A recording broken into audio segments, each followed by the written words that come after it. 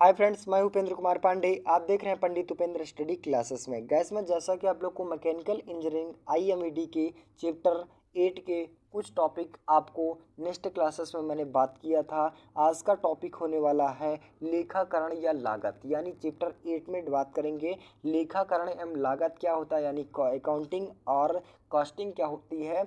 इन topic के बारे में पूर्ण रूप से डिस्कशन करने वाले हैं। तो ये वीडियो काफ़ी हेल्पफुल होने वाली है और एग्ज़ाम के बेस पे काफ़ी मोस्ट इंपॉर्टेंट टॉपिक है।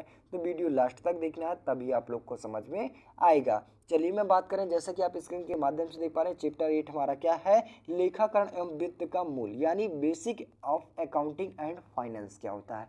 ठीक है, तो आपको इस टॉपिक से रिलेटेड आपको चैप्टर 8 में पढ़ने को मिलेगा। तो पहला टॉपिक हमारा क्या है, लेखा अकाउंटिंग और कॉस्टिंग क्या होती है। ठीक है, बात किया जाए जैसा कि आप लोग को इसका टॉपिक के बारे में, तो टॉपिक हमारा डिफिनीशन हमारा क्या कहता है, देखेंगे कि लेखाकरण या लेखा शास्त्र एक ऐसी मुख्य शाखा है जिसमें एक व्यापारिक प्रतिष्ठान की लागत का ढांचा अर्थात विभिन्न शीर्षकों को लागत या मदों की लागत या ब्यौरा दिया जाता है। क्या होता है कि जब हम किसी फैक्ट्री में जाते हैं, या फिर कहने का मतलब है किसी फैक्ट्री में ड्यूटी करते हैं, तो कहने का मतलब जो इसका प्रोसेस बनाया जाता है, जैसे कि प्रोडक्ट मैनेजर बना लिया गया, मैनेजर आपको पद दे दिया जाए, या फिर कहने का मतलब किसी का पद दे दिया जाए, तो उसका जो लेखा जोखा होता है, कितना मटेरियल्स आया, कितना मटेरियल्स गया, या फिर कहने का मतलब है कितने श्रमिक थे, उसको देने मतलब सैलरी देने में कितना गया, ये सभी चीज़ों का ब्यौरा निकालना, मतलब लेखाकरण करना, लागत का लेखाकरण करना, सभी टॉपिक का एकदम करना, मतलब क्या होता है, सभी चीज़ों का ब्यौरा निकालना हमारा क्या कहलाता है, लेखाकरण या लागत कहलाता है। अब बात किया जाए, जैसा कि आप लोग को लेखाकरण और लागत दोनों में क्या होता है, थोड़ा बहुत अंतर है। क्या अंतर है, लेखाकरण हमारा किसी से रिलेटेड आ सकता है, कहने का मतलब मटेरियल्स से लेकर, मतलब छोटी पार्ट से लेकर बड़े पार्टों तक, श्रमिक हो गया, मटेरियल्स हो गया, मटेरियल्स कितने में आया, कितनी हानि हुई, कितना लाभ हुआ, इन सभी चीज़ों का पूरा ब्यौरा डिटेल्स निकालना। और वहीं पर लागत क्या होता है, लागत कहने का मतलब है मटेरियल्स में जितने भी प्रोसेस हुए, कितना लागत लगा, कितना वो प्रकार से, मतलब श्रमिक के बेस में कितना मशीनरी खर्चा आया, कितना मटेरियल्स खर्चा आया, इन सभी चीज़ों का पूरा डिटेल्स निकालना क्या कहलाता है, आपका लागत कहलाता है। यानी लेखाकरण और लागत से पूरा सेम प्राइस है, मतलब सेम चीज़ है, पर थोड़ा सा अंतर है। ठीक है, अब बात किया जाए जैसा कि आप लोग को आगे, तो आगे हमारा क्या कहता है, लागत लेखाकरण लेखा की एक विशिष्ट शाखा जो लागत के वर्गीकरण, अभिलेखन, अपघटन या नियंत्रण का व्यवहार करती है। मीन्स कहने का मतलब है जो हमारा प्रोसेस होता है, सभी इन सभी चीज़ों का ब्यौरा निकालना हमारा लेखाकरण या लागत कहलाता है। अब आपको डिफिनीशन के माध्यम से अगर आपको एग्जाम के बेस पे आ भी जाता है क्वेश्चन, तो आपको ये बताएं, आपको अपने विचार से किसी चीज़ों को विमर्श करना, मतलब लिखना है। तो कहने का मतलब हमारा क्या होता है कि किसी फैक्ट्री में जो भी उसमें रॉ मटेरियल्स, जो भी उसमें लाभ और हानि, जो मशीनरी खर्च, कर्मचारी खर्च, लेबर खर्च, ऐसा जो भी ऐसा प्रोसेस होता है, जितना लागत लगती है, इन सभी चीज़ों का डिटेल्स निकालना हमारा क्या कहलाता है, लागत कहलाता है या फिर लेखाकरण कहलाता है। ठीक है, जो भी इसमें पेमेंट लगती है वो हमारा लेखाकरण या फिर लागत कहलाता है। पूरा एकदम इजी ढंग से समझ में होगा। अब वहीं पे बात किया जाए, आप लोग को पूरा टॉपिक बाय टॉपिक याद करने से मतलब क्या है। अगर आप टॉपिक बाय टॉपिक याद करते हैं, गैस में 100% से और आपको लिख के दे दूं, आप एग्जाम टाइम में लिखने जाओगे तो 100% है वो टॉपिक आपको भूल सकते हैं। और वहीं पे अगर आप किसी टॉपिक को समझ के सॉल्व करेंगे, समझ कर लिखेंगे, तो 100% से हो रहा है कि अगर आपका 50 वर्ड का है, तो आप उसे 100 वर्ड में लिखने की कोशिश जरूर करेंगे।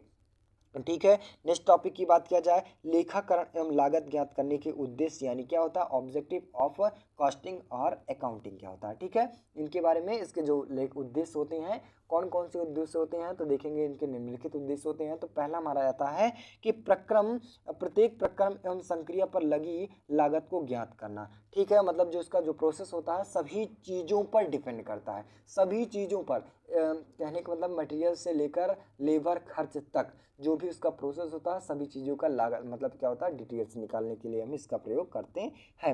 नेक्स्ट बात किया जाए, अपव्यय ज्ञात पर सूचित करना, मतलब क्या होता है, जो भी इसमें वेस्टेज क्या होता है, जैसे कि मटेरियल्स को लेके आने ले जाने में जितना खर्च हो गया, उनको भी ज्ञात करने के लिए हम इसका प्रयोग करते हैं, इसका उद्देश्य होता है। ठीक है, नेक्स्ट बात किया जाए, उत्पाद का उत्पादन लागत ज्ञात करना, जो भी इसका मटेरियल्स बनाए जा रहे हैं उसमें कितने खर्चे बन रहे हैं, इनको भी ज्ञात करने के लिए हम इसका प्रयोग करते हैं। नेक्स्ट, विक्रय मूल्य ज्ञात करने के लिए, जो भी जितना प्रोसेस बिका या फिर खरीदा गया इनको भी ज्ञात करने के लिए इसका यूज़ करते हैं। नेक्स्ट, उद्यम को लाभ या अथवा हानि के बारे में सूचित करना, इनसे भी रिलेटेड आप लोग को ज्ञात करने के लिए या फिर सूचित करने के लिए हम इसका प्रयोग करते हैं। आपको मैंने क्या बताया था, लेखाकरण या लागत क्या होता है। जैसा कि आप लोग को मैंने छोटे प्रोडक्ट से लेकर लाभ और हानि, लेबर खर्च, मशीनरी खर्च, इन सभी चीज़ों को पूरा ब्यौरा निकालना ही क्या कहलाता है, लेखाकरण या लागत कहलाता है। ठीक है, तो इसका उद्देश्य हमारा समझ में आ गया होगा कि क्या होता है कि हम क्या होते हैं जब हमारा लाभ और हानि हो जाता है, इनका भी यूज़ करने के लिए, ज्ञात करने के लिए, प्रोडक्ट को कितना मटेरियल्स बना, कितना खर्च आया, इनको भी ज्ञात करने के लिए ऐसा ही टॉपिक बनाना है। ठीक है, बात किया जाए नेक्स्ट टॉपिक के बारे में, तो यानी ट्रेंडिंग अकाउंट क्या होता है, व्यापार खाता जिसे बोलते हैं क्या होता है, इसको डिफिनीशन के माध्यम से देखेंगे। तो डिफिनीशन हमारा क्या कहता है कि व्यापार खाते का प्रयोग स्टॉक मार्केट या स्टॉक को खरीदने के लिए, पैसों को लेन देन या फिर शेयर खरीदने या बेचने के लिए, स्टॉक ब्रोकर ऑर्डर देने के लिए किया जाता है। ट्रेंडिंग अकाउंट का मतलब क्या होता है, ट्रेंडिंग अकाउंट क्या होता है, जब हम किसी मटेरियल्स को या फिर किसी वस्तु को, किसी चीज़ को खरीदते हैं या फिर किसी चीज़ को, कहने का मतलब खरीदना चाहते हैं, तो हमारा कुछ जो उसका पेमेंट वगैरह होता है उसको देने के लिए हम किसका प्रयोग करते हैं, ट्रेंडिंग अकाउंट का प्रयोग करते हैं। कहने का मतलब लेन देन का प्रयोग करने के लिए, शेयर करने के लिए, खरीदने के लिए, बेचने के लिए एक हम ट्रेंडिंग अकाउंट का प्रयोग करते हैं, जिससे हमारा जो पेमेंट होता है उसे लेने देने में किसी प्रकार की समस्याएं नहीं उत्पन्न होती है। ऐसा प्रोसेस, कहने का मतलब जब हम किसी प्रोडक्ट का खरीदते हैं उसका जो पेमेंट देने लेने के लिए जिस युक्ति का प्रयोग करते हैं वो हमारा क्या कहलाता है, ट्रेंडिंग अकाउंट कहलाता है। ठीक है, कहने का मतलब व्यापार खाता जिसे बोलते हैं।